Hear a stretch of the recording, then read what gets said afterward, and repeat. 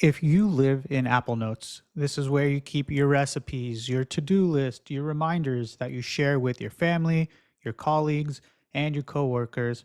Then shouldn't your meeting notes also exist within Apple Notes themselves?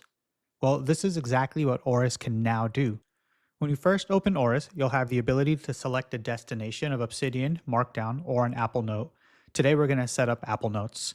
Within here, I can select any of my folders. Because this is Apple Notes, it's automatically going to be in my iCloud and thus synced across all of my Mac and iOS devices, including the iPad, iPhone, and any of my Apple computers. We also have the ability to save our quick notes within Apple Notes as well. So I will just make a note called Quick Notes where it can append. We can also have it create a new note per day. So from here, we'll hit continue. From here, we're going to have to run some permissions. Great, all those cleared. And now that we've downloaded our models, we can actually go ahead and test our first note here. We'll click start recording here and we'll repeat what it says. Okay, that's everything.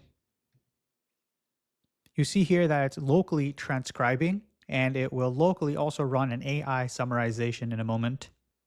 Congratulations, we just finished our first note. We can go ahead and click open note, and that'll take us right to it. Within the note itself, you can see that it has a summary, action items, decisions, open questions, and any notable quotes, which in this case, there were none. It also tells you which model it used to summarize the transcript, and it also actually gives you the transcript here.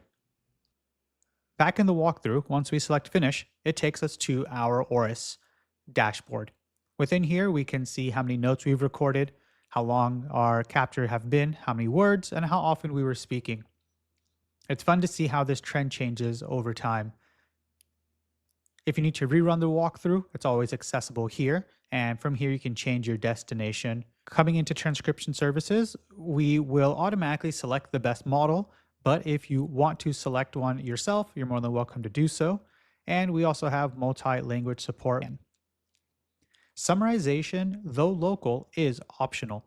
You can disable it, and you can also have it with a auto fallback or lock it just into one of these services. So if you want to ensure only your local is being used, you can do that. Within auto, it'll be a fallback based on preferences. So as I move local up, it'll always try local. And if for some reason that can't work, if you've configured any of these providers, then they will be utilized next. You can see here for all the configurations. Additionally, you have a recordings history tab here. You can see all recordings, and you have the ability to jump to that recording, to share it. Because this is Apple Notes, we are actually going to use the native Apple Notes share capabilities. You can go to the audio itself to manage it from here, along with the transcript, and you can also go ahead and prune the audio. You can see here that some of these have a how many days are left, and that is based on this audio retention. I have it set to 90 days by default. You can set it to 0 to keep it forever.